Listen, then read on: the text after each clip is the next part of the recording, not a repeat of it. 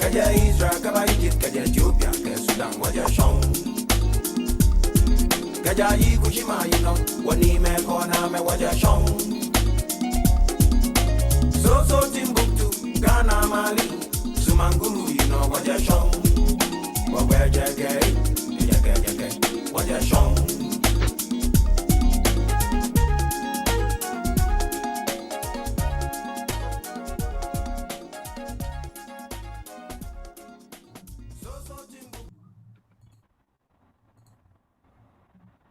This program is brought to you by World Remit, a fast, reliable and better way to send money.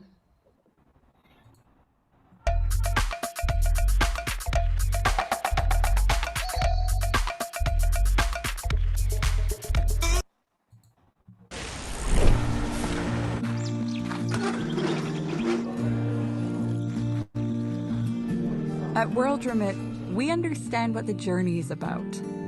How it can sometimes take a little distance to bring us a little closer together.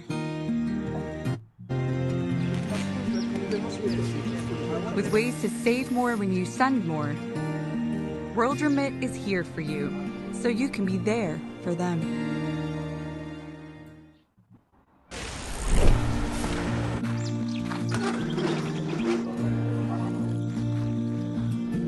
At World Remit, we understand what the journey is about. How it can sometimes take a little distance to bring us a little closer together.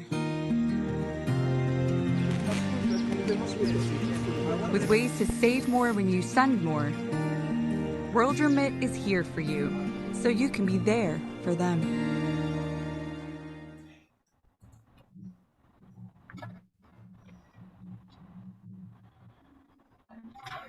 Okay, good evening, ladies and gentlemen. Welcome to the 5th edition of the Ghanaian Community Awareness Forum. My name is Emmanuel Kwesi, I'm the chairman of Ghana Union, hosting you tonight along with colleagues from the technical team, Linda Wayo, Paul Akwabwa, Lillian Osei, and all the community panelists who have joined us this evening, specialist panelists who have joined us this evening, and also the planning committee from the Ghana Nurses Association, the Ghana Union, the Western Region Association of Nurses, the Nightingale Ghanaian Nurses Association, and support from the Ghana High Commission, the Ghana Doctors and Dentists Association, Omega Live TV, and all partners who today are making it possible to bring to you live again to discuss issues affecting our community post-COVID and all the other related issues that as a community we will have to be dealing with as time goes by.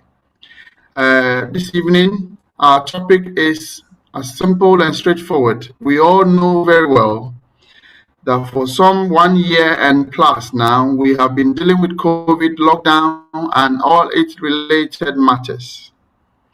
And so it calls for us to start discussing some of the psychosocial impact on our health, on our lifestyle as a people, and how best we can all share ideas and tap into the expertise among us so that we can, in the end, all become better people out of it.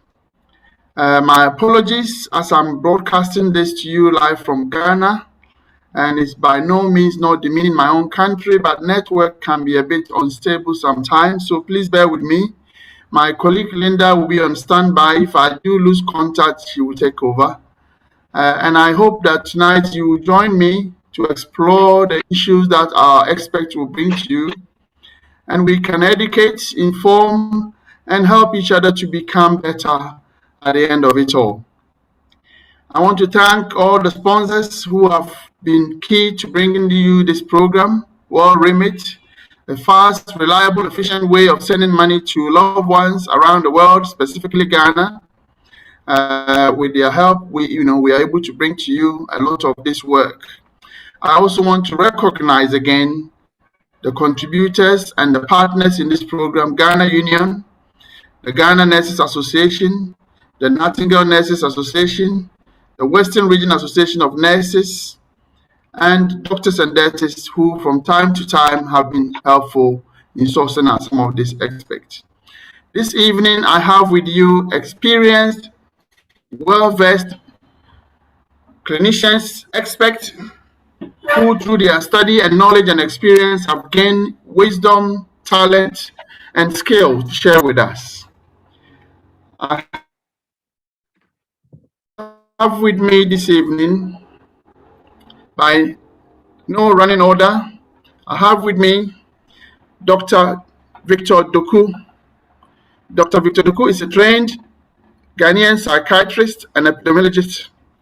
He's a consultant psychiatrist at Oxley's NHS Foundation Trust and an honorary lecturer in psychiatry at the Faculty of Health Sciences and Medicine at King's College Hospital, London. He's also an alumni of the University of Ghana Medical School and the London School of Hygiene and Tropical Medicine. Among other things, Dr. Doku leads an international diaspora volunteering initiative on mental health educators in the diaspora, a multidisciplinary faculty of diaspora mental health professionals that support pre-service and continuing professional education and training in mental health, and both in Ghana and in Nigeria. Welcome to the show this evening, Dr. Victor Doku. Thank you for being with us. We also have a panelist, Dr. Dara James O'Shea, is an accredited practitioner health psychologist working in the National Health Service, the NHS, in London, England. He provides both individual and group psychological interventions, cognitive behavior therapy, mindfulness-based cognitive therapy, and acceptance and commitment therapy to people living with long-term physical health conditions. A well-versed, experienced, articulate man, and I'm sure his knowledge and expertise in the field will do us good as a community. So we have these two distinguished panelists today who will take us through the areas of psychiatry and psychology and discuss with us some of the interventions around mental health that we all need, having gradually about to be easing off from this lockdowns, and in some cases, some people are even yet to begin in other parts of the world. So we all have a lot to share in common. At this point, I will go straight to my panelists, and I will offer the floor to Dr. Doku Victor to take us through his presentation for this evening. Before Dr. Doku comes, I would like to mention that today is a special day for the community as a Ghanaian community, and for those who are faithful to Ghana Union movement and Ghana Union project. Today we saw the burial of our founder, the Reverend Ben Tete, at Halifax in Yorkshire. And so to Dr. Reverend Ben Tete and all those who have departed in the course of 40 years of the union's existence, permit me to create your indulgence, but to also honor your work in the community and also to share with your family our loss and grief and stand with you through this difficult time. We also want to mourn those who have sadly lost through this pandemic, and we continue to pray for those who are recovering in various capacities around the world. Thank you very much. And so we'll go through to the panel from Dr. Doku to take us through his presentation. Please take it over, Doc. Thank you. I hope you can all hear me. First of all, I'd like to thank the Ghanaian Union and for providing us with this opportunity to share our experience with you. I also I want to thank colleagues in the diaspora, Emma Madi, who made the effort to find me and put my name forward. I also have colleagues who, over the last 2 decades, we've been working on the cultural aspects of distress, of expressing mental distress in our local languages. We've done lots of work in translating and developing medical terminology or psychiatric terminology in the Twi language. And the names are here: Hakim Buampong, Ebeno Febwachi, Pakwisi Otre, Mercy Brown, Francis Ajinku, Papa Sego, Usuticha Mankwa, Victor Samoa.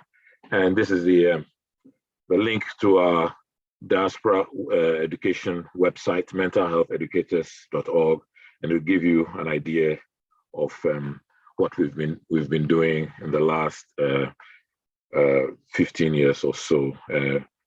Finally, thanks to Emmanuel. So I'd like us to have a think about the approaches to the causation of mental illness. So as you know, in the diaspora, there are several generations, and the medical model doesn't explain everything that we have. We sort of model the causation along the biopsychosocial model, and recently the other dimensions have been added: biopsychosocial, spiritual, psychological, and psychodynamic as well. And in general, when you are approaching a disorder in mental health, there are about 4 questions that drive assessment. And these are: why this disorder? Why this patient? Why now? And why no recovery? So everything that we go through hinges around these 4 questions. And if we are able to answer these things, then it helps us to understand what's happening and how we manage or treat. We have to acknowledge that there are different cultural aspects. People pre-colonial had their own way of making meaning or making sense out of their own experiences. And that legacy has still stayed with us, even with the advent of Western medicine. And our own peoples have their own sort of classification of mental illness. And there are roughly, people will tell you that some of these conditions the Western doctor cannot solve. And we are forging collaboration with our traditional healers and faith healers to try and develop an eclectic model that allows all these factors to come into play. So these are some principles that we will be revisiting as we look at other disorders. So please keep this at the back of your mind for future. So if we put this together, when we are doing an evaluation, we do a synthesis and put all these things together. We don't want to make any assumptions. So you can see in this diagram, we have a framework where we look at all the 4 questions that I've asked, and then we put things together. It takes a lot of time, and there are really no shortcuts. There are no shortcuts, and sometimes it can be quite frustrating for patients and relatives. And if you permit me to speak a little bit in Twi, so why is this doctor taking too long? Doctor, we are chedodo, So whilst there's a need, to gather all this information and get the proper framework and scheme to treat people, one can also acknowledge that people can become impatient. But there's really, really no shortcut. We've got to think through all these things when we see patients. Predisposing factors, precipitating factors, and perpetuating factors. Okay, moving on. So I'd like to introduce you to the concept of life events. I don't want to be too theoretical, but there are things that happen to good people and bad people. And some work was done in the 60s in America, and I think it still holds true today now. And someone has tried to compute and put on this framework some quantification And really, the things that can really knock you off are the death. The worst thing that can really happen is the death of a spouse or a partner.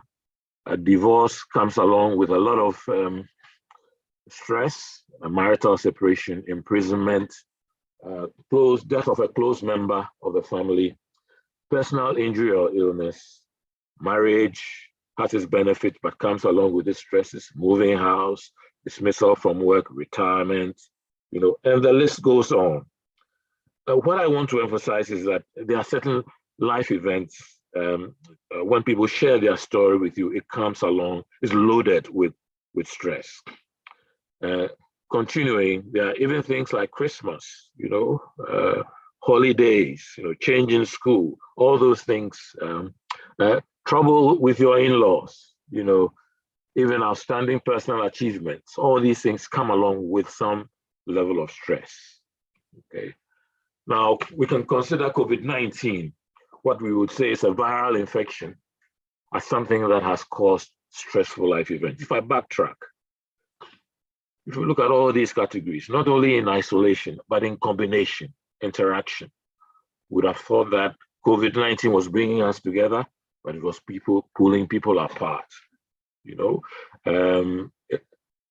People have suffered deaths of their work colleagues, death of their friends, financial problems, uncertainties about their tenure of work, and difficulties keeping up with mortgages, lots of things, not only isolation, but put together, the cumulative effect of all these, So in its totality, COVID-19, what is a simple viral infection from a biological point of view, has had a huge impact in terms of the life event stress that it's caused us. Now, so from a biological point of view, you've got acute syndrome, and then the long syndrome. People who've recovered get reinfected. Then there's the whole issue about vaccination. Should I not? The proper informed consent. And then for people who have been fully vaccinated, they do get infection, breakthrough vaccination. Then there's a whole issue of side effects of vaccination and the ongoing clinical trials of new medication and the repurposing of old medication that we know about. And then a huge politics, local, global, it's so something that is viral, has really had a huge pervasive impact on our lives. So I'd like to move on to things that are related to anxiety, and that we look at the body's arousal reaction, fear, fight, flight reaction. No part of the body is spared. Physically, the body talks. Headaches, dizziness, blurred vision, difficulties in swallowing, aches in the back, the neck, overbreathing, chest pain, palpitation, high blood pressure, excessive sugar in the blood, indigestion, nausea, frequent urination, diarrhea, excessive sweating. These sort of characterize the body's arousal reaction to, getting ready to fight, to get away from the scene, and we cannot always be in this sort of arousal reaction. And now this diagram just makes the link between performance and anxiety. When the anxiety levels are too low, one really couldn't be bothered, and there's an optimal performance, peak performance matches with some sort of moderate level of anxiety. At extreme levels of anxiety, basically people freeze. You are so paralyzed with fear, etc. It affects your memory, your recall, and everything. So one of the ways we overcome, improve our performance is to have lots of rehearsal, lots of practice, football practice, choir practice, rehearsal till we get anxiety levels, and maximize our performance. A very good model to understand how anxiety and performance are related. Anxiety is a continuum, normal to abnormal, and comes along with physical manifestations, which I've referred to. cognitive, which has to do with our thinking and the way we behave. And I've listed here the variety of specific anxiety disorders which we would have, either using the American classification or the international classification of diseases. Panic disorder, specific phobias, social phobia, obsessive compulsive disorder, post-traumatic stress disorder, generalized anxiety disorder, and for children, separation anxiety. Now, if we move on to the next big topic, that's depression. So depression, not only as a symptom, but depression as a syndrome, a depressive episode. And this is just using the international classification of diseases sort of framework, where mild, moderate, severe depressive episode without psychotic symptoms, severe depressive episode with psychotic symptoms. Now, here's a little sort of checklist to help us to remember the things that are affected in depression: sleep, loss of interest, ideas of guilt, marked loss of energy, poor concentration, appetite can go up or come down, and then there are changes in the way we think, slow down than usual, and sometimes people who have more anxiety, or in the older elderly people, they become agitated or restless, and then suicide, suicidal ideation may be present, or suicidal attempts. That's generally going about depression. But I also like to draw our attention to the different ways in which we express mental distress. So, and this is basically to do with our cultural background, where we come from. So we have very colorful ways in which we describe our symptoms. Crawling sensation, creeping sensation in the head, heaviness in the head, heat or peppery sensation in the head, experience of dizziness, and then getting easily irritated, weight loss, the heart is burning fast, or to translate things literally, mind is flying, or your heart is cutting. So I'm sure some of you will be thinking about the Twi equivalent, or the Ghanaian language equivalent of these things. I've captured a few things in the Twi language. I am sheshe for anxiety, for fear, obre, tiredness, areho, abambo, wabamwebu, a lack of interest, failure, nkogo huatinka, hopelessness, any daswo, and then a 4D atinka, a buffo, irritability, social withdrawal, loss of motivation in Kenya, ahopere, and other things. Moving on, this is just to capture a little bit of how people might express themselves when they are distressed. Areho, and we're trying to translate these things. We're trying to capture the different degrees.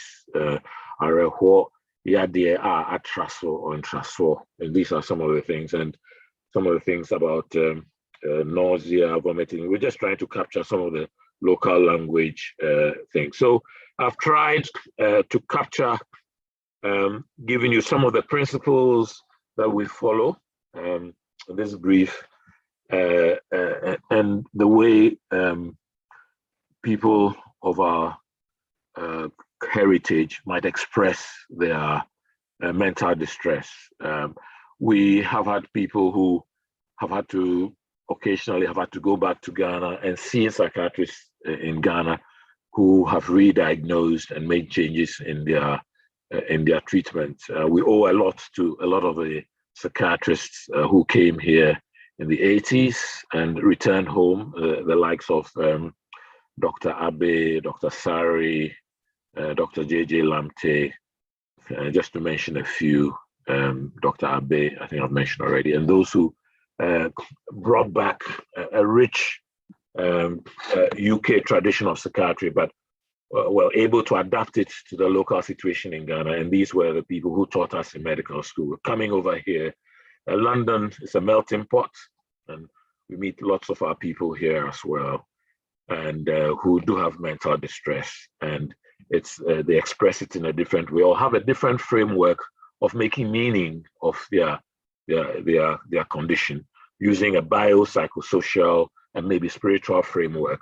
And we have to sort of have an eclectic way of understanding all this and include it in the way we formulate their difficulties and in the way we manage them, without having a not so Western imperialistic model of just treating people. So that's very important in terms of our transcultural aspects of this. So part of our training of our medical students is to improve their cultural competency and being able to recognize that some of the mental distress, expression of mental distress differs from what you read in the UK textbooks. So I think I'll end here, and we can address some of the. I'll hand over to Dara, and in the Q&A sessions we can then expand on these things in more detail, and this will be the basis for future engagements, and we will have opportunity to revisit these concepts again. Thank you, listeners.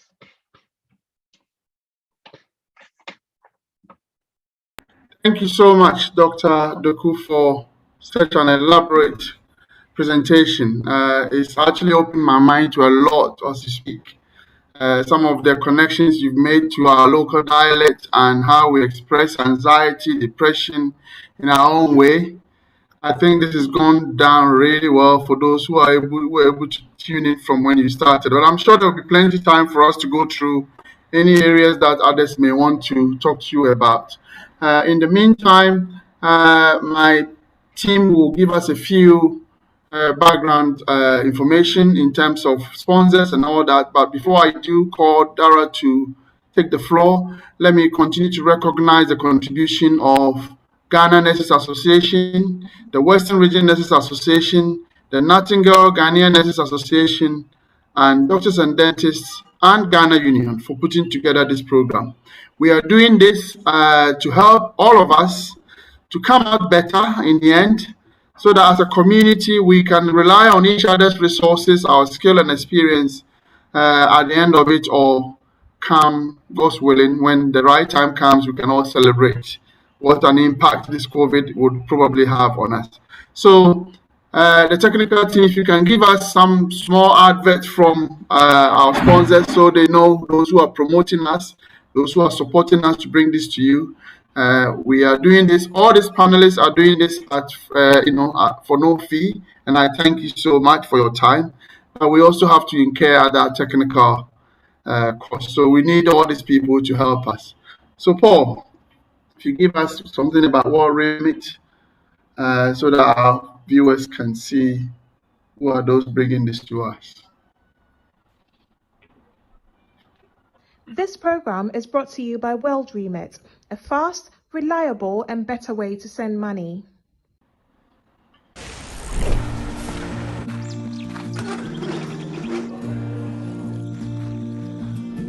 At World Remit, we understand what the journey is about, how it can sometimes take a little distance to bring us a little closer together. With ways to save more when you send more, World Remit is here for you, so you can be there for them.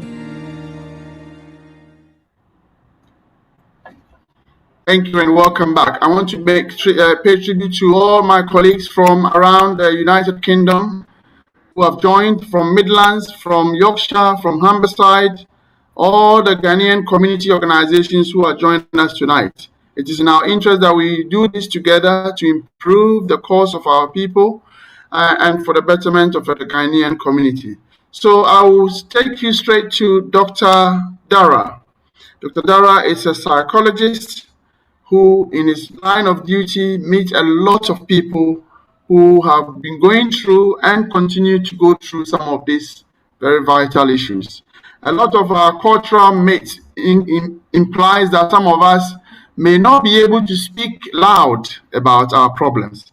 And that is why Dr. Dara is here to share some of the ideas, some of the experiences, so that we can all rely on each other and rally around when the need arises, to see the likes of him and Dr. Doku and others who I'm sure in the course of time will also appear.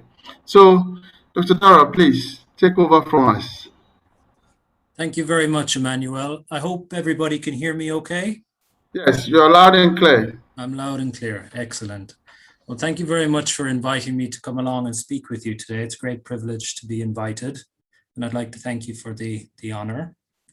So as Emmanuel mentioned, I'm a psychologist. I specialize in health psychology, and I support people in particular living with long-term physical health conditions. So that's my area of expertise. I work in hospitals, supporting people managing their health treatments, optimizing their health care, and supporting them with the emotional distress of living with a long-term, often chronic health condition. So I'd like to say a little bit about looking after your well-being during the COVID-19 pandemic. And well-being is the word that I use, but you could use lots of different words. You could use mood, or your psychological health. So moving on. My main aim with this presentation is to provide some brief general tips and advice for managing your emotional well-being during this time. So obviously we've now here in the UK started to ease out of the lockdown, but I appreciate that I'm speaking to people from different parts of the world. So this is really some general advice. The first thing I think to say here, that it's normal.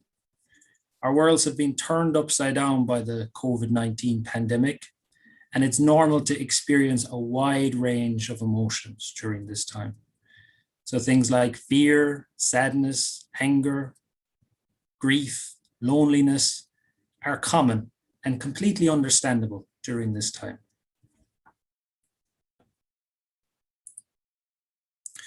Now, one of the helpful things to do when we feel overwhelmed, and certainly at the moment it's understandable that we might feel overwhelmed.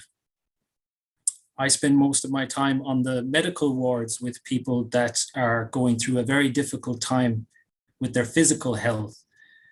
And often they can feel like a lot is outside of their control. And for all of us during this COVID-19 pandemic, and for some of us in the first time in our lives, we've experienced a period of great uncertainty, and lots of things have been completely out of our control. So one of the things that I think can be really helpful when we're faced with uncertainty and a sense of difficulty in making plans is focusing on what's in our control. That can help us feel safe and steady.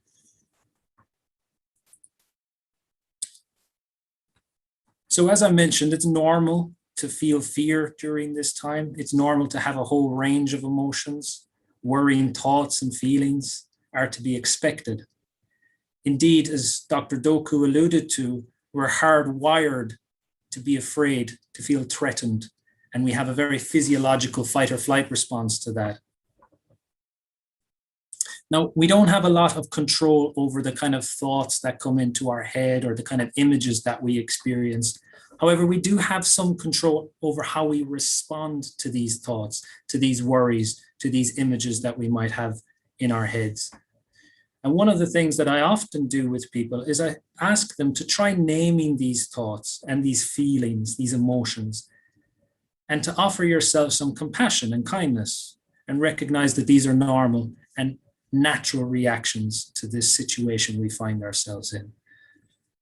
I imagine a lot of the nurses here in the ward often hear me say that this is a normal reaction to an abnormal situation. And I think that can be very helpful for people as a starting point. So we're all bombarded at the moment with threatening news. Often, if we're watching the news regularly, it can make us feel more stressed and anxious. So how do we find the balance with staying informed and being well informed, but not overdoing things so that we feel completely overwhelmed? So one of the things that we can do is take control over our media consumption. I recently spoke with a woman who was very, very anxious about COVID-19, and understandably so. She's living with a health condition, which puts her in the extremely vulnerable population. And she told me that she couldn't stop watching the news for updates. So we said we'd do a little experiment and just try to understand how regularly she's tuning into the news. And when we did that, it turned out she was checking into the radio or the internet or television at least 50 times a day, which is excessive and really doesn't provide us any benefit. It only amplifies the anxiety during this time. So taking control over our media consumption can be very helpful. Checking only reputable websites and news agencies or platforms, and really thinking about the amount that you consume media at the moment can be a way of taking control during this difficult time. The other thing I often recommend is creating a routine. So our lives have been turned upside down with the COVID-19 pandemic. Perhaps people aren't in regular employment, and if they are, they might have had a change to their work schedule, maybe working from home. Emmanuel, you also mentioned at the beginning that you were hoping to join us from the UK, but you're there in Ghana at the moment at a different time. So all of these things interrupt our routine, the normal day-to-day lives that we live. And it can be difficult then when our schedules and our routines are interrupted in this way. It can be hard to motivate ourselves and to organize ourselves. So one of the things that I often suggest is, how can we best create a structure and routine to our day? Even during these challenging times, how can we start to do that? So for instance, it can be helpful to wake up at the same time each morning. Maybe your circumstances are such that you don't need to wake up at the same time in the morning. But still, that can be very helpful in creating some certainty in an uncertain time. Having a shower, getting dressed, scheduling and planning activities. Again, if we're feeling very low in mood, we might not feel motivated, we might not have the interest to do these things, but still having something to look forward to can engender a sense of hope. And planning activities can help us get these things done as well. And this can help us feel a bit steady and stable in what is a very uncertain and unstable time. So this is quite a straightforward point, really. Doing what you enjoy. What gives you meaning? What gives you pleasure? What are the things that are important to you in your life? Now, many of the things that we enjoy doing or we find pleasure or interest in aren't possible for us at the moment. So it might require some adaptation. Very often it will require some adaptation. So thinking about these things and trying to be creative. How can I still have this in my life, even with the restrictions that are present at the moment? Thinking about the things that you still can do that are within your control. And then thinking creatively about, well, if this is important to me and this gives me meaning, how can I still have this in my life? So to give you a good example of that, I appreciate that many people will be religious, and perhaps it's difficult for you to get along to your church at the moment and to see your congregation, the people that are important to you. And there's other ways of connecting though, maybe virtually. So rather than not being able to practice our faith, there are ways that we can be creative and try to get around some of the barriers that are imposed at the moment. And again, this can be really helpful during a time like this. So I've touched on this in the previous slide. So staying connected, we're social animals. Human contact, human company is really important to our emotional well-being, our psychological health. And one of the biggest issues that we're facing is isolation and loneliness. And I'm a health psychologist, so I have particular interest in the intersection between physical and psychological health. And we know that our physical health can impact our mood, our psychological health, but also the opposite is true. Our psychological health impacts our physical health also. And we know that loneliness is a real issue and isolation is a real health issue. It's akin to smoking in the damage that it can cause people when it comes to their physical health. But thankfully, there are many vagaries of the technology age and things like Twitter and WhatsApp and all the rest of it, but it has brought us closer together. It does give us access to do something like this, to connect with each other. Emmanuel there in Ghana, connecting with his brothers and sisters here online. And that sort of thing is really, really important. Staying connected, taking control and arranging to speak regularly with friends and family. And if you can't see them face to face, thinking about how else can I make contact? So as I said, I'm particularly interested in health. And we know here in the UK and all around the world that most of us in the healthcare sector have been focusing on COVID. And we have been in crisis trying to deal with COVID. And many appointments have been cancelled. Many people feel that they might not be able to get routine care in physical health settings. But it's important to remember that we are still here. Healthcare workers are still very much available. And staying as consistent as you can with your treatments. So if you're taking medication, making sure you're taking your medication on time. And reaching out to your doctors and your nurses and your healthcare team is really important. And then just some very basic information here about getting a good night's sleep. Sleep is hugely important to our mental health. It's restorative. It helps us lay down the memories of the day. And good sleep is crucial to our physical and psychological health. And we can take some control over this as well. Even though the world is very challenging at the moment, getting a good night's sleep is one way of taking care of ourselves. And it doesn't cost us anything. Often a lot of the things that we suggest might cost us something. Sleeping well doesn't cost us anything. Needless to say, exercising, keeping physically active can improve our physical and mental health. So the release of endorphins is a really good way of managing our mood, de-stressing, eating well, maintaining a healthy diet, and limiting our alcohol consumption. Now, many people will maybe have noticed that they're drinking a little bit more during the pandemic to cope with the emotional distress. And that's understandable. It's understandable.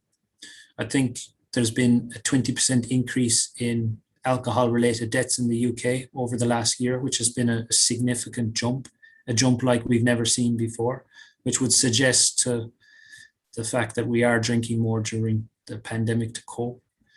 And seeing if you can limit your alcohol consumption as well, because while alcohol is something that is a stimulant, it's also a depressive as well, and it can really amplify and exacerbate stress and lead to a whole host of unintended consequences and additional issues. And then just taking some time to unwind and de-stress. And there's many ways that we can do that, whether it's relaxation, meditation, whatever it is that relaxes you. It might be walking the dog, for instance. Anything that turns on that relaxation response. Dr. Doku talked about the fight or flight response. A way of dampening the fight or flight response is the relaxation response. And that just tells our body that we're safe and that we're steady, we're settled.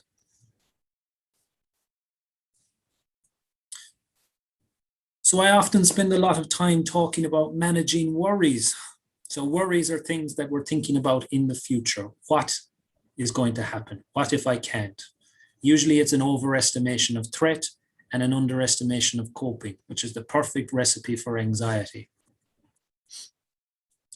I often recommend to people when it comes to worries, especially somebody who might be experiencing something like generalized anxiety disorder, where you're worrying about your health, your finances, and kind of everything in your life. Is this something I have any control over?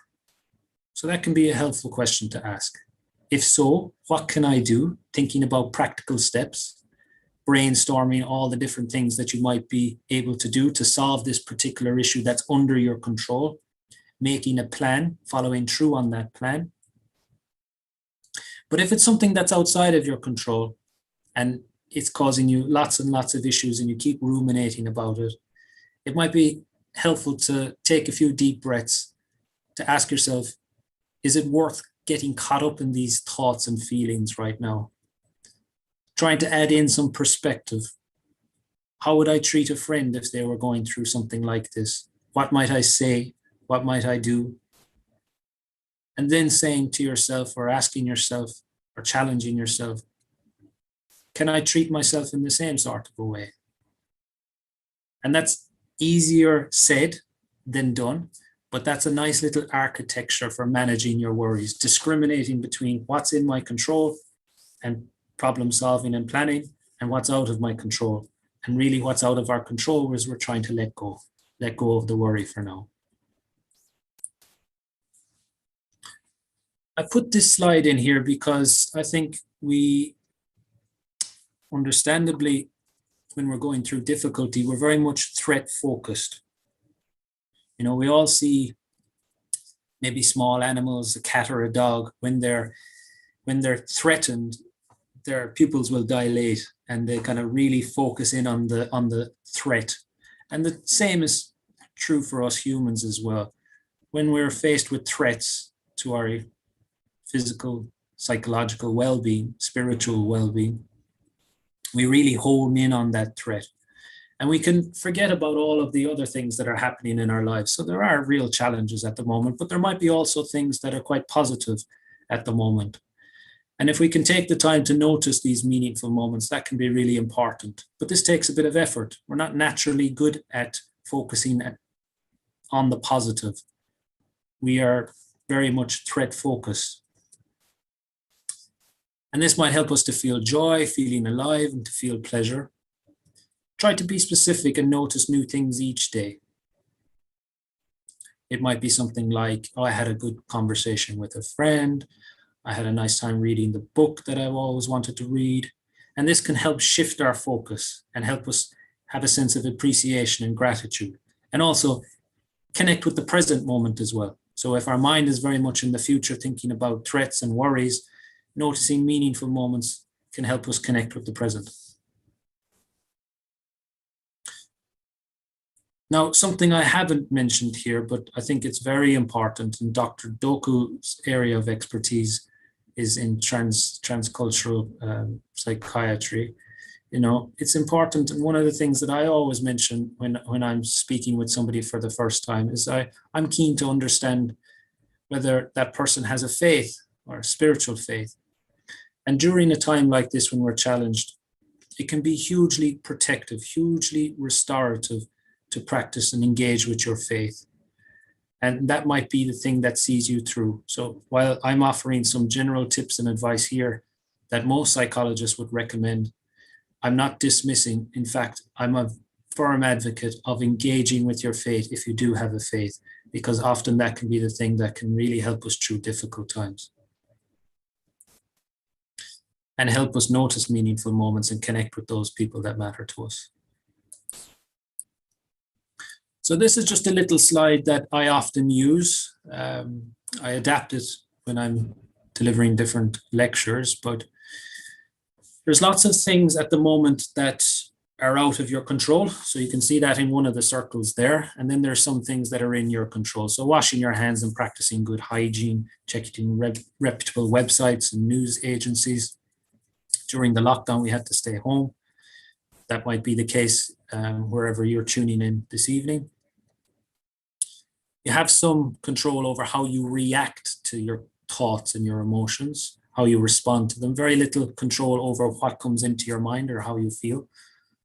And reaching out for support. So these are some things in our control. But then there's a lot of stuff outside of our control that requires a different sort of perspective.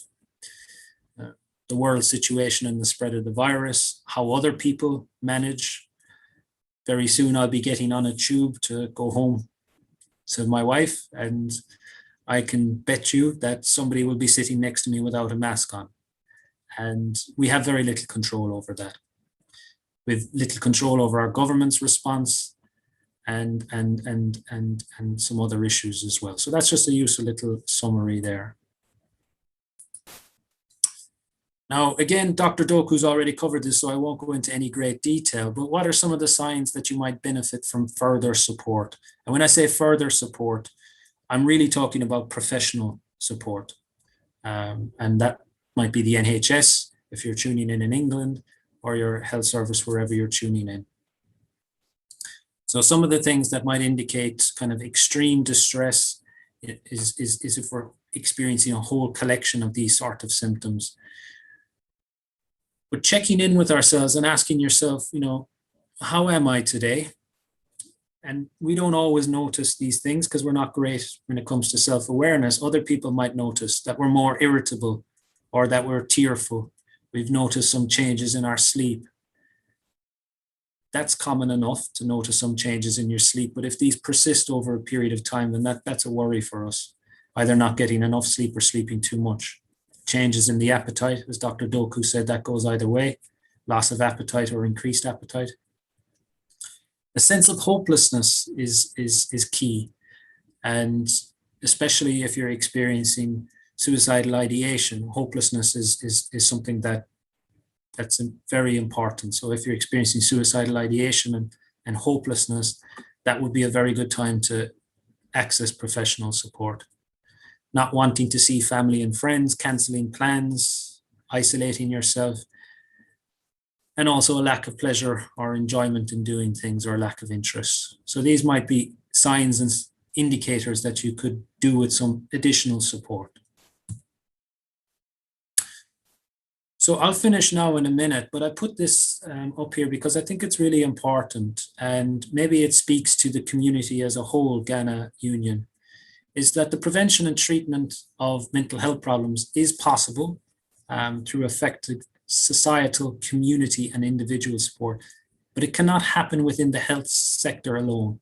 Action must be taken in spaces where people are born, raised, and lived, and we really need a community approach.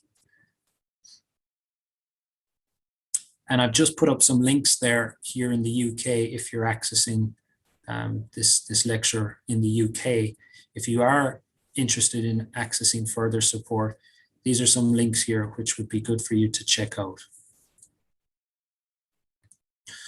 So there we are. That brings me to the end of kind of my lecture today, and thank you very much.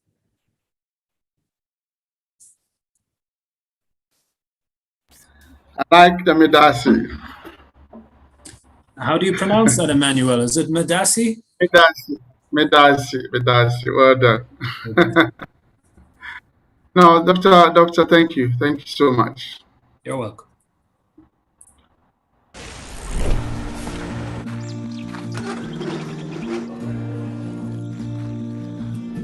At World Remit, we understand what the journey is about, how it can sometimes take a little distance to bring us a little closer together. With ways to save more when you send more, World Remit is here for you, so you can be there for them. Thank you so much, Dr. Dara. It's a very educative, very informative, well thought through presentation. I'm very grateful because a lot of the time, these matters sit in isolation in our homes and in our private lives, and some for depending on gender and age and all that status in society, especially those of us with a bit of cultural sensitivity around it, we even shy away from talking about it. So it's very important that we have managed to receive this rather good presentation from yourself and Dr. Doku about these issues. There is going to be more that I'm sure mental health is a wide area. We are going to need you. Thank you so much for all the time you have spent after a whole day work and staying true to be able to take us through, both of you. I know you are still in your offices when you could have been making your way home. So I'm very grateful. We don't take your time for granted.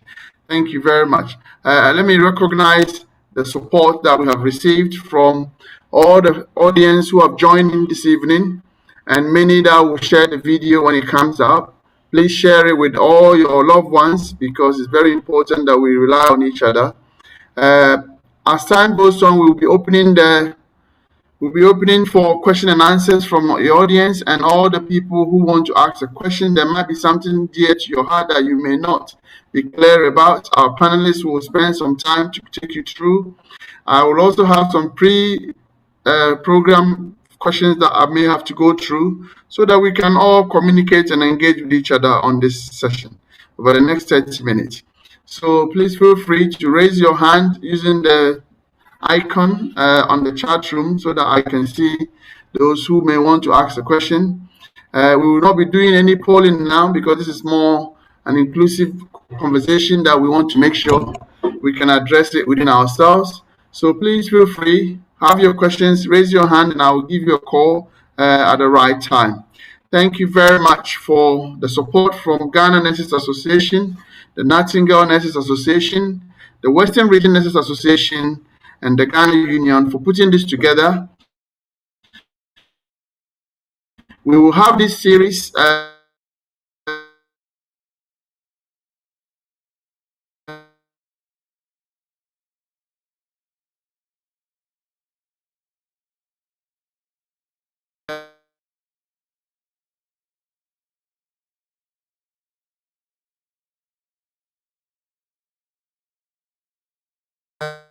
now that we are gradually moving on from that, our community has taken up a lot on it. And at this point, I'll be going straight to the Q&A, and I'll be going through a few questions that I have with me, so that our experts will kindly help us to address some of them. And I'm sure where they cannot, I'm sure they will guide us through how we can get some answers for publication. So this question will go to any of you, Dr. Duku and Dr. Dara, any of you who are in the area to advise us on or talk to us about, please feel free. There's a question about medication or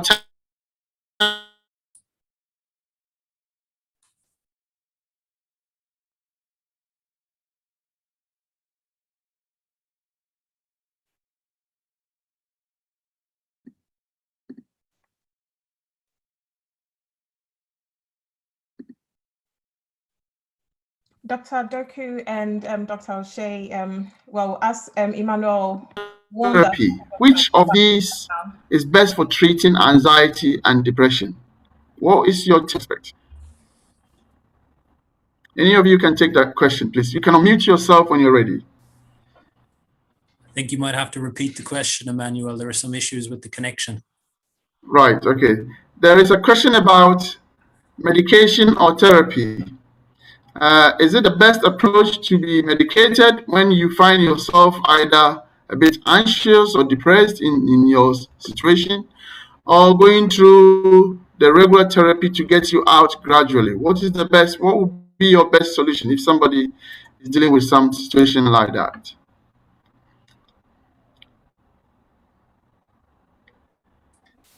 I don't know if you want to take that one, Victor. Are you happy for me to say something? Yeah, Dara, you start first. I go first. Well, I guess this probably maybe sometimes is the fault lines between psychology and psychiatry. But in the fields that I work in, I must say that most of the time we would advocate for therapy to begin with.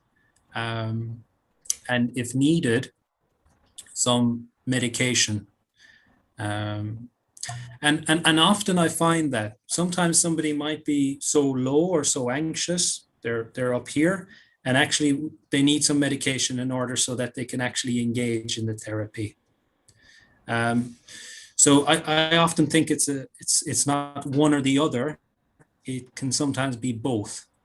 And certainly for milder presentations of depression and anxiety, some psychological support is sensible, but for some more severe presentations, thinking about medication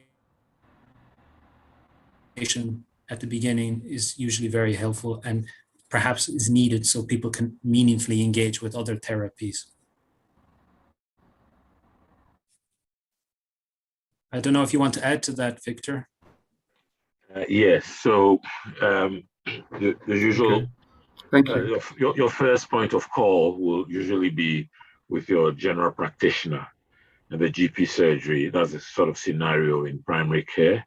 And you could see from Dara's last slide, he gave a link to psychological therapies in primary care, IAPT.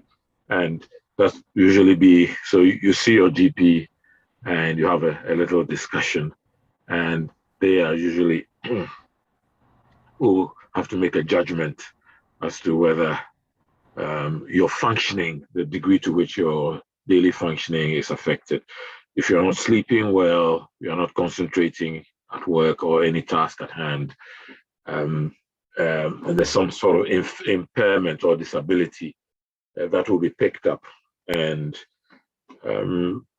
although you would start with psychology, that's the usual thing within primary care, and then some medication from your GP. There are protocols where the GPs follow, and usually it will be serotonin reuptake inhibitor, citalopram, sertraline, anything like that, to go along with the psychological treatments that will be offered within primary care. And when these things have been exhausted, and you saw the distress sort of barometer given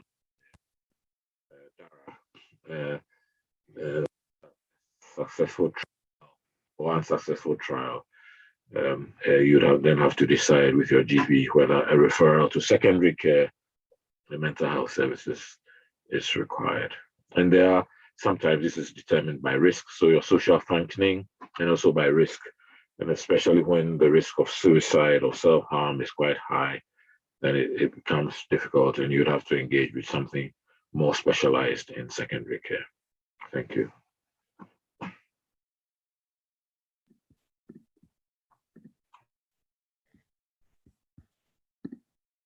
Thank you very much, Dr. Doku.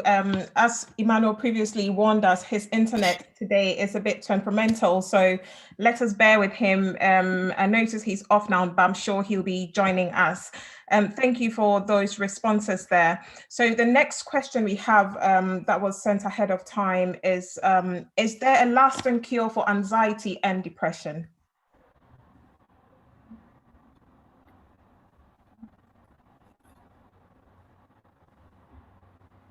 Any of you can take it. That's a hell of a question.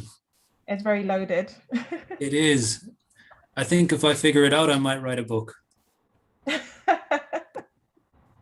I don't think there's any one thing that is solution to depression or anxiety. You know, as I mentioned earlier on, it's normal to feel anxious during a time like this. And sometimes if our needs aren't being met in our life, it's normal to feel depressed as well. So we need to figure out what it is that is causing the depression, what's causing the anxiety, before we can go about finding some sort of a solution. But that will be very nuanced and idiosyncratic, and it will be very much based on that initial assessment. And as Dr. Doku pointed out, there is really no shortcuts. Solving somebody's depression will be different for each individual. And sometimes what we know from the literature is we can experience recurrent bouts of depression. So for instance, we might have a successful episode of treatment, either in primary care with psychological therapy, or we might respond well to medication, or in secondary care, more specialized support. But that doesn't mean that's the end to our distress. Okay. Additional life events of the kind that Dr. Doku presented earlier on, that might ignite or bring about another episode of low mood, depression, anxiety. Okay, that's totally understandable. Dr. Doku, have you got any comment on that as well? Yeah, so I think we need to maybe over time we'll develop the concept of resilience, you know, and when we're faced with challenges or these sort of stresses, it's the way we adapt to them. So we need a repertoire of managing or adapting to these stressful life situations. Maybe from things that you've learned from previous experience, Yep. Yeah, and how to bounce back, your bounce back ability, if I may use that expression, so lots of blows hit us in life, and it improves, we can learn from experience, it increases our resilience, and also we've seen experiences that we share with others. So, and then we can look at our what we call our personality, our unique characteristics that help us, that define who we are, and that is predictable over time and helps us to adjust. So these are some of the innate things that we have. There's some resource within us that can help us to cope and adopt maybe positive coping strategies. Some of the negative coping strategies are what Dara referred to earlier on, and things like drinking, etc.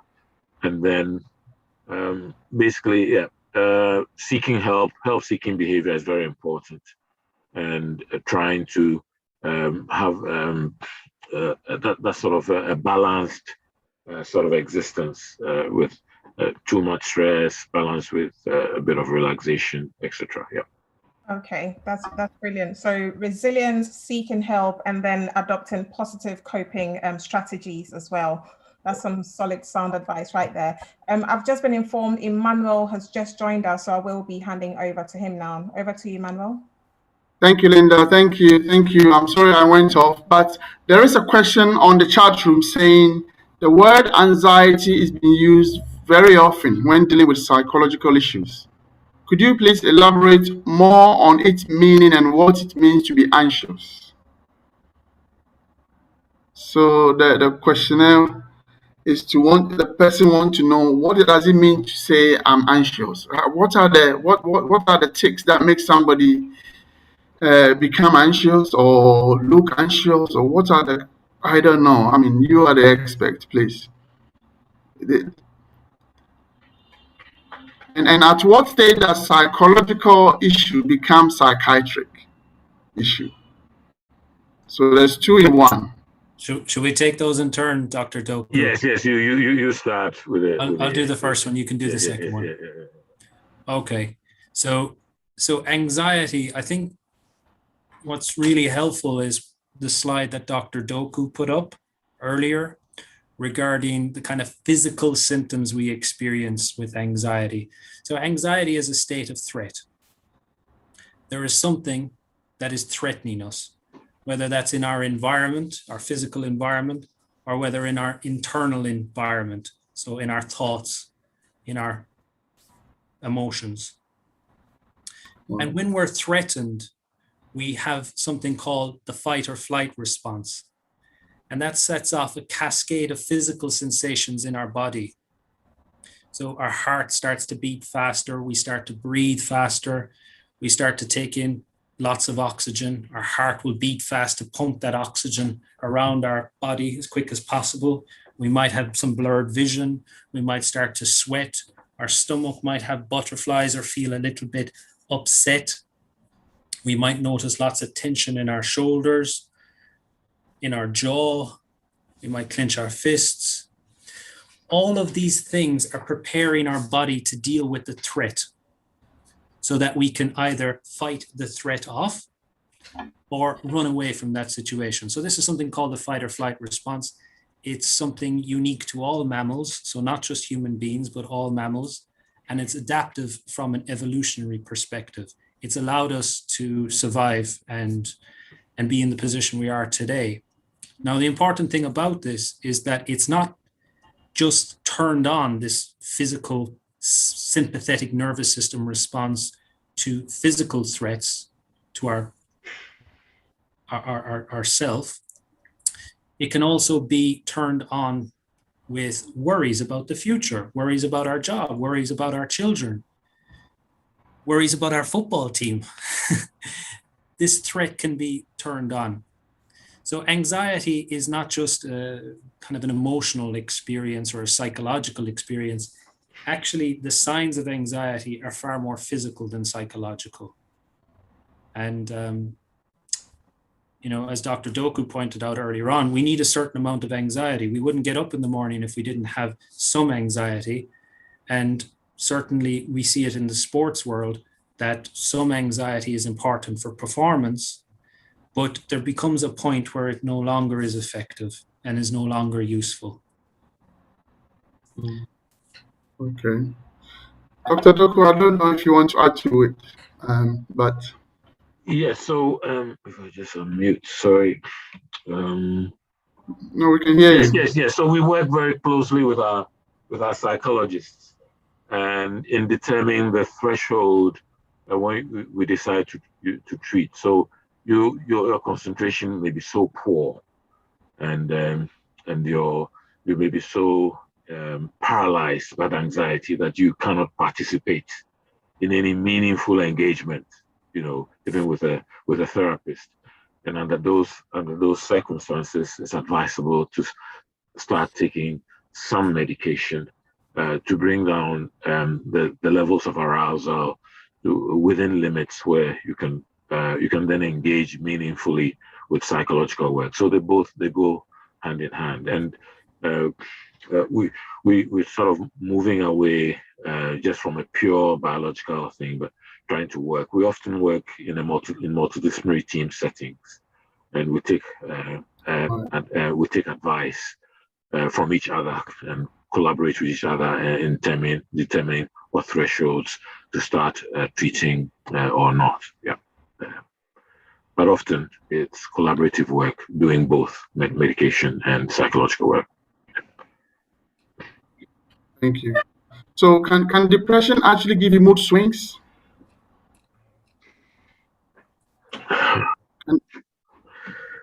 There are times where people say I've got mood swings, and can depression itself actually make you have mood swings where you just switch on and off as and when the need arises, or how does it work? So there are various qualities to the mood and various adjectives that we can use to describe the tone, the feeling tone that we have. And anxiety is one. The opposite of, and then there's depression, which we've mentioned, and then there are things like being elated, and then there's irritability, and there are a few other emotional states that we can describe. Classically, a mood swinging can occur in some people with some personality problems or personality difficulties, unpredictable, rapid swinging moods. And then classically, the condition, bipolar affective disorder, manic depression, where you get sustained depression of mood followed by sustained elevation of mood. Sometimes you don't get elevation of mood at all. You get a low mood, then coming back to normal, and then followed by another low mood. Those are called recurrent depressive episodes. Maybe Dara might expand on that. Okay. I have very little to add to that other than classically mood swings usually relate to bipolar disorder, periods of mania, periods of elation, periods of depression. I think it's so interesting. Victor's mentioned this, the language we use to describe what's happening for us. Some people will talk about depression. Some people will talk about anxiety. Some people will say mood swings. I'd be very keen to know more about what that person's describing. So if the mood is swinging from one to another, what exactly is happening there? And I think that takes a little bit of working out. Yeah. Okay. So you have a chart that says they do not want to. There's a question that I wanted to read. If you have a child that says they did not want to attend school at all, and a parent is struggling to get them to school, what can a parent do for their child? Their anxiety and depression is clogging their whole outlook. How do you manage a situation where you're not sure whether the child is just becoming not liking to go to school, or is actually depressed or anxious, or how as a parent, how do you work out the best approach around this? Because we all do have this every now and then where you become concerned about your child, especially those in the teenage group. It's either they're sleeping too much or they're staying too late in the night and they can't be bothered to get up, or is something going through their mind that we don't know? And that is the challenging bit. What would be your advice to us going through these difficult times?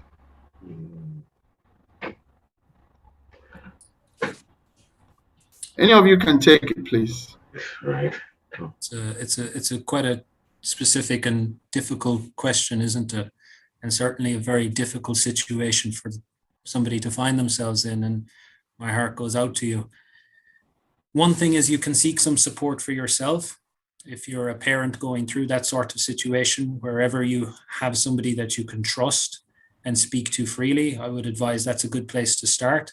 So it's kind of like what we do on the airplane, is we put on our own oxygen mask before tending to somebody else's needs. So it's important for that person, the parent, to have some support themselves and talking to somebody that they trust, whether that's a friend, a family member of their church if they're spiritual, or a professional like Victor or myself, or their GP.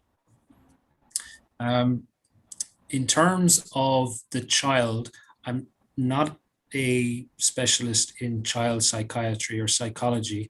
I was a teacher before I was a psychologist. So I'd be very keen to understand what is going on for that child at school. What are some of the things that they might be experiencing at school? It might be that the child is not going to open up to the parent. Is there somebody else that they feel more confident in speaking to? And trying to understand the reason for them not wanting to attend school. It might be something that's not too big an issue, of course. It might be just temporary, or it might be something that needs addressing. And it's difficult to see from the question there.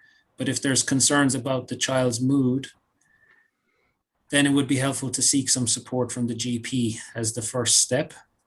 And in the UK, at least, we're lucky to have quite good child and adolescent mental health services, if indeed the person is experiencing distress that's really impairing their functioning.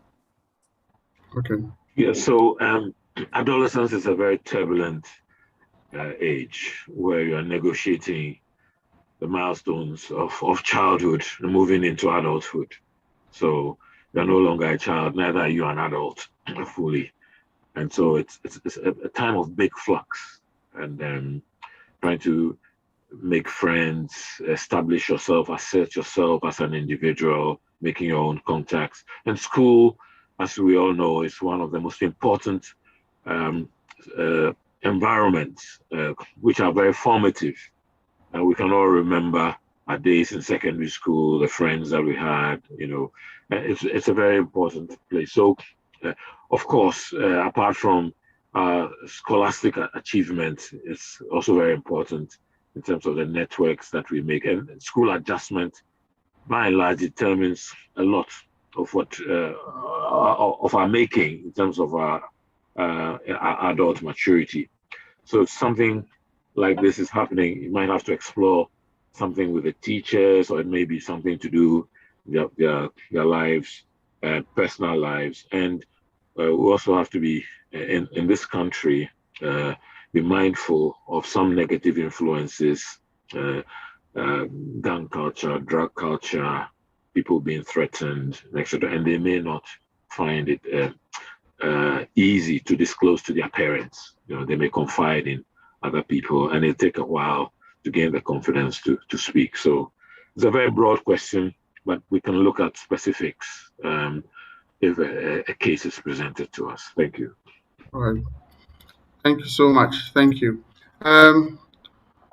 What should I do if I'm worried about somebody close to me and suspect them of having mental health?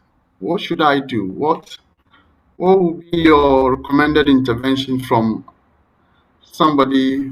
Could be your work colleague, it could be your roommate, your housemate, that you've noticed some unusual actions. What would you suggest would be my approach without necessarily telling them you've got mental health problem?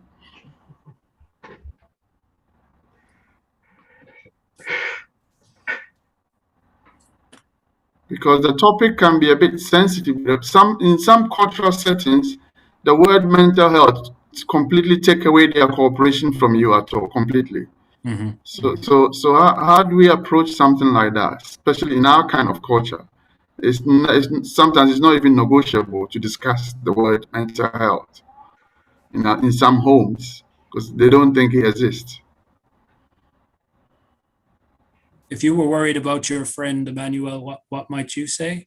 If you were worried that they were turning down invitations to meet or not answering your phone calls, what might you say?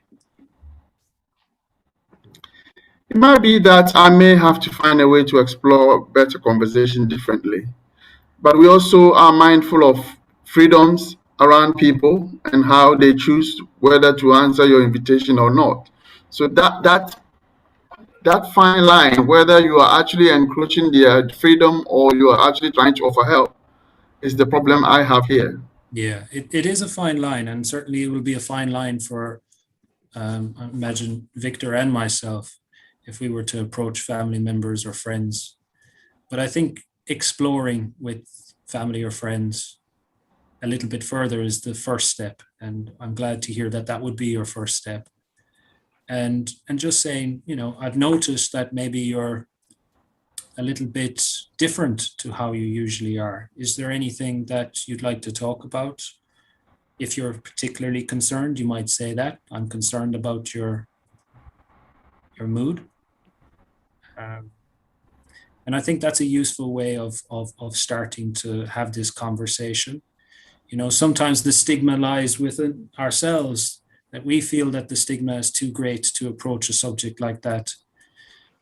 When I'm on the wards talking to people, whether they've indicated or not, I will say to them very directly, have you had any thoughts about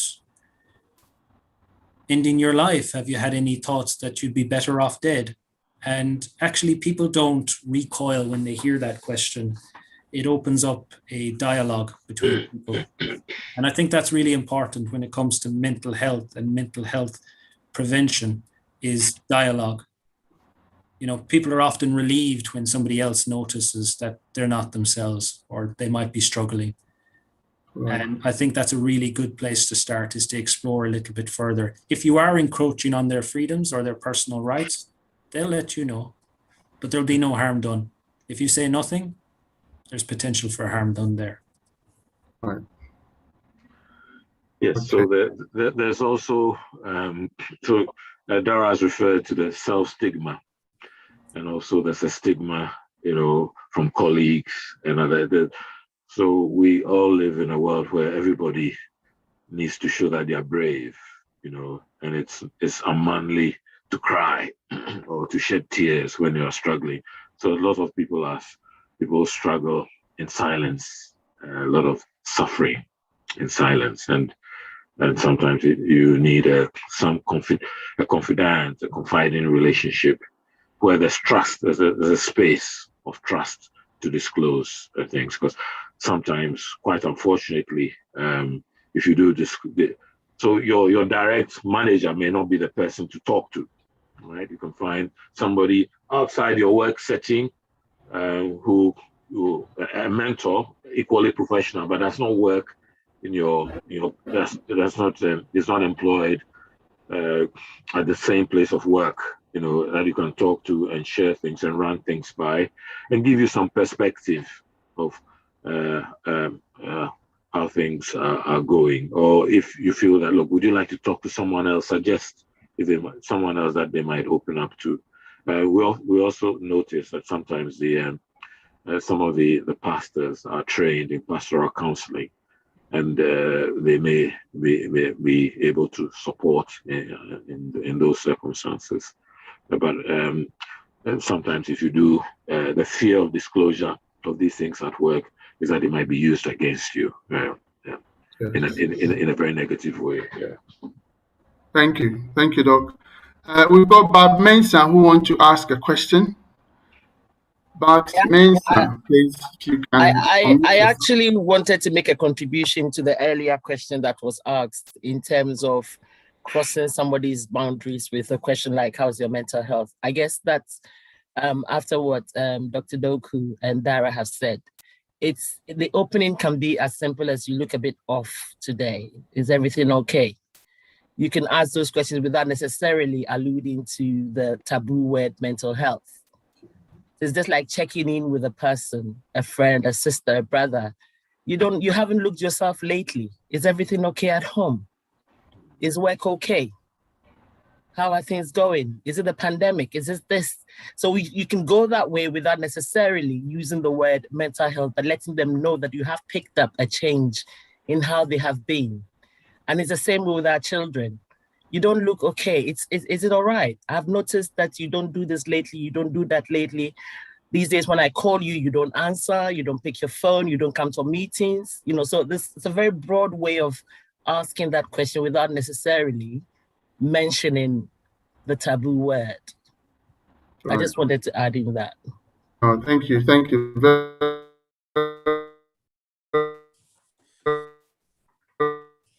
Babs. I think that's really helpful. Good suggestion. Thank you so much. Yeah. Yes. Do you have to be diagnosed in order to know you have anxiety or depression, or is something that can be identified as one goes along? Does one has to go through diagnosis to be able to say you are depressed or you are going through anxiety related illnesses? Is this something that usually happen? So diagnosis, as some people who are quite offended by this labeling, and there's the whole sort of discussion and debate about the validity and reliability of psychiatric diagnosis or mental health diagnosis. However, there is some credibility in trying to sum up and come up with a summary that captures us and describes most of the symptoms that are going together. So we know from following patients up over a number of years that some of these symptoms cluster together. It's a natural clustering of these symptoms together. And the psychologists have all this sort of analysis to tell us which are some of the symptoms that cluster together and how we differentiate one from another, subjecting all of these symptoms to robust statistical analysis, to identify certain symptom domains. So, yes, I think if you want to capture something, it's good to know what it is. So what it is it that I'm experiencing? So a diagnosis in that sense captures and gives you a summary of what you're going through. It's not necessarily, and maybe it's an abbreviation or a summary which captures your experience, but that's not entirely explain or individualize what you're having. It has other, so apart from the individual and helping an individual implement with an individual a care plan, and then looking into details as to what are the causations, etc. Yeah, sometimes, and also need to explain, emphasize that no two diagnoses for each individual are the same, or for different people are the same. There are certain unique characteristics that distinguish one person's depression or anxiety from the other. But we need to build some consensus so that we can capture the different diagnoses. We have the World Health Organization International Classification of Diseases, and these help us to plan not only at service level but also internationally, and look at trends and etc. So making a diagnosis cuts across a number of things, and it's not sometimes can become quite controversial. Okay. Thank you. So Doc, what are some of the common challenges to managing mental health issues in a family? Can you give us some of the pointers, some of the challenges that you believe family go through when managing somebody within themselves that is mentally challenged? So some people may be aware of some of these triggers that we may not be aware of? Right. So, Dara, if I may start here. So, if you look at the evaluation grid that I gave, we know, and from our cultural background, that for some of the mental health conditions, this is a very broad question, there's some heritability. Okay. So, and this has been computed, and for some mental health disorders, how likely are you to inherit a condition if it occurs in your first degree, second degree relatives, etc.? A balance between your genetic environment and then your genetics and your environment. So there's this nature and nurture sort of thing. So the family environment is a good milieu to observe the interaction between what you inherit and then how you develop, and etc. So and also how you are helped your development to navigate all the milestones in your developmental growth. So the way your birth, your developmental milestones, how you are prepared for adjusting to schooling, through primary school, secondary school, and when you are about to fly the nest. So all those developmental milestones need to be negotiated, and if you navigate them successfully, then we know where. So sometimes people are stuck at some of the stages, not being able to navigate from that, from being totally dependent to independence. So and then so people have their own unique identities, and then they sort of they become independent individuals. So there are some people, and I'm sure Dara will expand on this, some forms of psychology which look at mental illness not only as an individual thing, but look at it from a systemic point of view. It's coming from the family, and some form of therapies are fashioned around having some family interaction, family therapy, etc., not only to support the individual, but to support the family context in which their condition makes meaning. So, Dara. Yeah, not much to add to that. I'm certainly no expert when it comes to systemic therapy, but there was something in the question, Emmanuel, that I wanted to pick up on. Lots of good points raised there by Dr. Doku. I got the sense that there's somebody in the family who's experiencing a mental health difficulty and how to manage the kind of well-being of the whole family, the whole system. Yes. Yeah. And I think it's important to go back to the point that Dr. Doku and I made earlier about starting conversations, and that Babs elaborated on, is to have conversations with other members of the family to see how that they're coping. Because obviously, as I said earlier, we are hardwired to focus on threat. And if our efforts are focused on supporting somebody that's going through a difficult time with their mental health, we might take our eye off other people in the family, in the system. So I think it's important just to be aware of how that might be impacting other people in the family and to have those conversations openly. So that's how I interpreted the question. I don't know if that was right, Emmanuel. That's correct, yes. Yeah. And systemic therapy is helpful where it's available, but I guess it's not necessarily a therapy that's easy to access rather. Thank you. Somebody's put a question, some question that I think I should share with you. It says, could you please suggest how to deal with high functioning anxiety, imposter syndrome, and low self-esteem?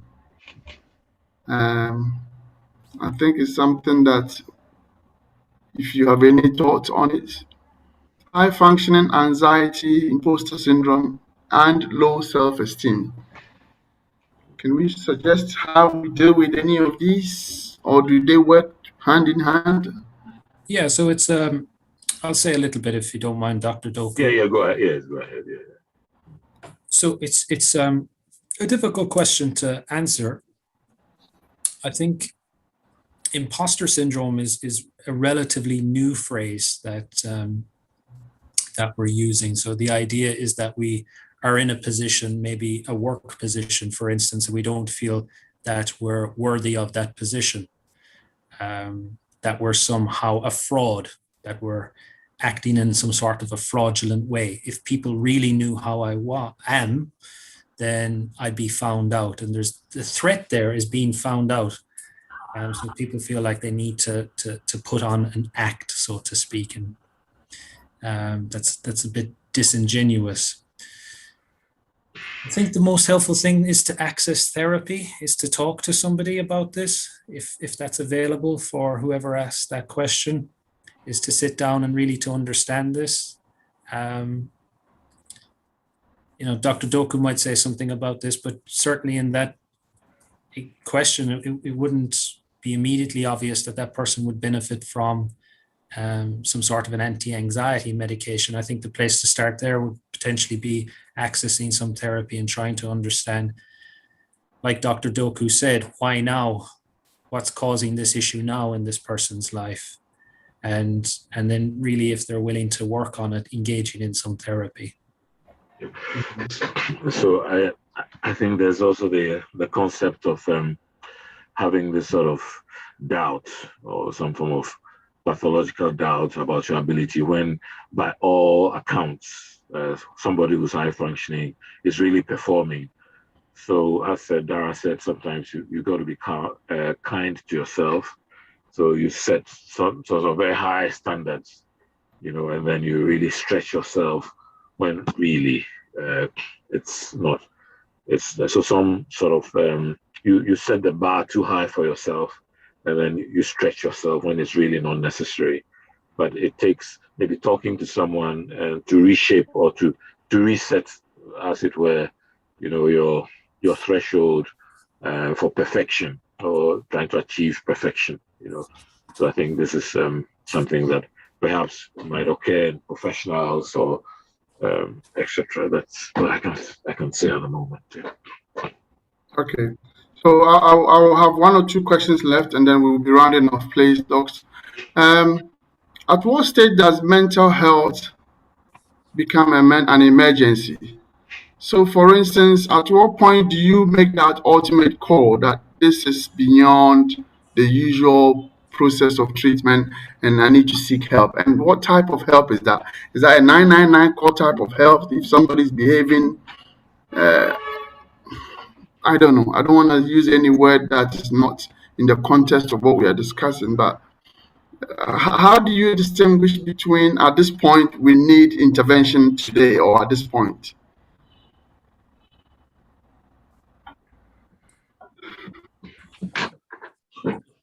So I suspect that Victor has more expertise. Yeah, the normal process of somebody, you have the normal process of somebody, the usual day to day, on and off, every now and then you have a day where it's just getting out of control. What sort of intervention will make you think this is an emergency to react on? Right. So we've got to, there are a few pointers. So look, behavior that is quite out of character, that is endangering life or endangering someone's health or safety. So either some form of self-harm, extreme self-neglect, or violence or aggression towards others. So someone can get hurt or injured, either it's externalized or internalized. And some sort of chaotic behavior, which really cannot be contained. And so we've got to look at this domain. It's like risk behavior, things that are going to compromise somebody's safety, their security, and their health, and their acute. And sometimes people are not eating as a secondary to a mental disorder, getting dehydrated, and it gets to a point they're almost collapsing, almost dying from that. Or someone is self-harming or threatens to self-harm. I mentioned suicide. maybe could be accidental. Someone has taken an overdose or some sort of some crisis, some sort of crisis has been precipitated, and that needs to be resolved straight away. And that would mean if someone hasn't got any previous presentation, it might mean going to the accident and emergency, calling 999 or whatever. If you've had a previous encounter before, then the secondary mental health services might have crisis numbers that you could call. And then obviously people in your own network, family members, friends, and people can rally behind it and support you for that. Yeah, Dara, you might. Very little to add to that, other than if you are at risk to yourself or anybody else, then that would be considered an emergency. Dr. Doku alluded there to some other behaviors. So if you are not eating or drinking or those kind of things might be an emergency as well, especially if you are, well, for anybody, there'd be an emergency if you're not eating or drinking. So that would be a time to seek help as well. And Dr. Doku's given some suggestions there about how to seek support. And it could be presenting at your local A&E if you are in crisis. Local A&Es have a psychiatrist nurse or a psychiatrist available. So if you find yourself, at risk and you're having strong thoughts and urges of harming yourself or others, you can present in A&E. And if you tell the person at the desk, you'll be asked to take a seat for a moment, and then you'll be introduced to a psychiatric nurse or psychiatrist. I'd like to say at this point in that some medical disorders can present as psychiatric disorders. So it's very important that those things are checked. So some form of delirium. You've got a blood pressure that's gone out of control. You've got a thyroid disorder. You are withdrawing from alcohol or some substances, intoxication with other stuff, so it's very important. And to have a thorough a medical clearance in A&E to make sure that you are not living with some life-threatening physical health condition, which is masquerading or presenting as an acute psychiatric emergency. That's very important. And you will know that if a blood sample is taken, you've got a physical examination, and you check blood, check electrolytes and other things. Some cultures and things can be taken so that we don't miss an ongoing life-threatening physical condition just manifesting. So sometimes fevers, or someone has, in Ghana, people use the expression high fever. They've got high fever, some forms of convulsions or epilepsy might present as a psychiatric emergency because of behavioral changes. And it's a medical assessment helps in that. And if after a medical clearance, nothing is found, then a psychiatric liaison team is called to take over from there. Just to add to that point, we talked a little bit about stigma earlier, and often there can be stigma in accessing support, especially if we're having thoughts of harming ourselves, and that can stop us from accessing support. But actually, it's not abnormal to have those sort of thoughts. About 1 in 5 people at some stage in their life will have thoughts that they'd be better off dead. And if you do access support, it might be the only time that you need to access support for these sort of thoughts, and support is available here in the UK. So I think that's a really important point to make as well, that these sort of thoughts across the lifespan, about 1 in 5 people will experience these sort of thoughts. So we maybe have 50 people here on the call, 10 of us at any one stage in our lives might have these sort of thoughts. And if we do reach out and get support, then support is available here in the UK. Thank you, Dr. Dara. Thank you, Dr. Doku. There is this stigma that you've just mentioned, that anytime you get referred or you end up seeking help, you're automatically declared like as if you were given something straight away just to either section you, or we have this myth within our community that anyone that get referred there The fact that you've expressed some aggression or anxiety, some sort of physical, whatever confrontation in your delivery or wherever, you have this automatic cloud on your head that you are almost gone mad. How do you speak to that? How do you assure people that that shouldn't be a barrier to seeking the help that they need? Because it is one of the reasons why most people don't even complain or talk about it, or accessing the help that are so widely available, as you rightly suggested. Yes, so I think in some of the communities, our own people, there's a great suspicion of the services. There isn't much trust, and however, I think the NHS, with its record, generally by and large, and if you live in London, where it's quite cosmopolitan, etc., I think you would get a fair assessment, because you would meet people who are culturally sensitive and who will be able to pick up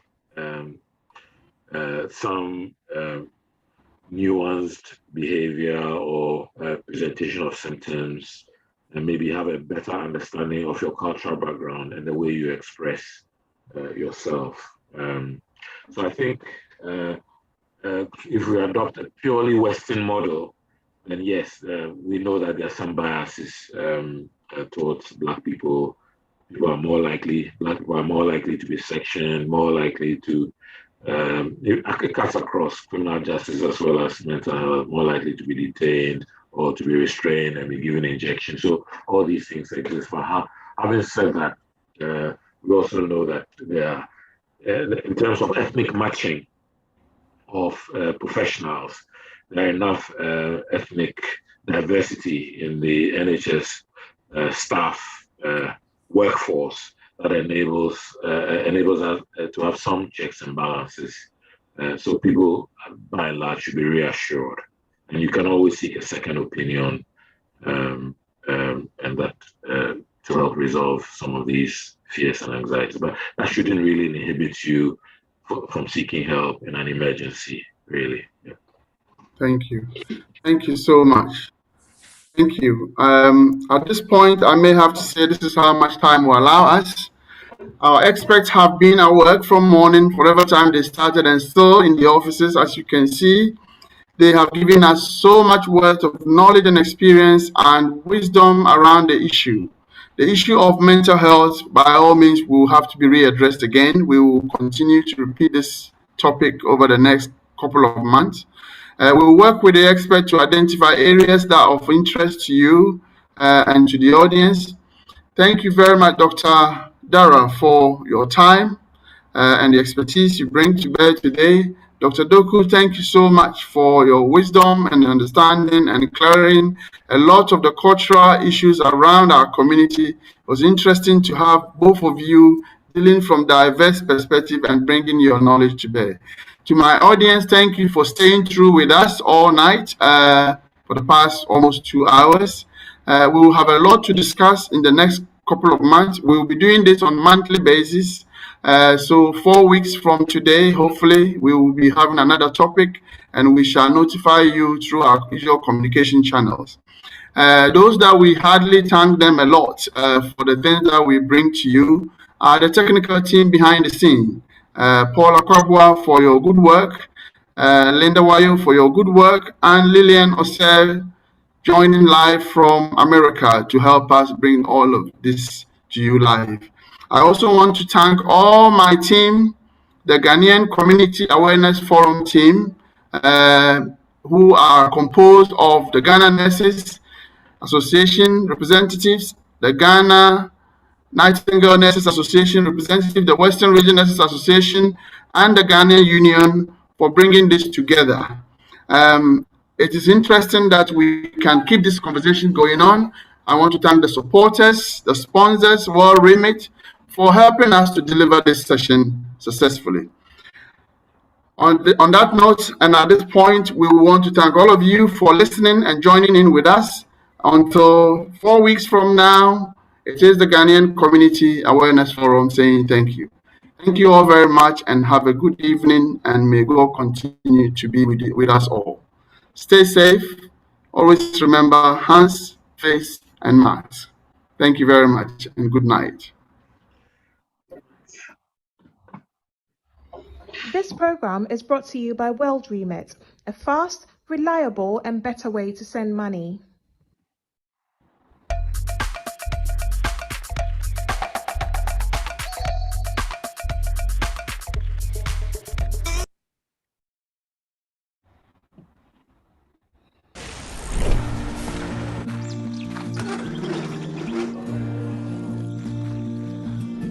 At World Remit, we understand what the journey is about, how it can sometimes take a little distance to bring us a little closer together.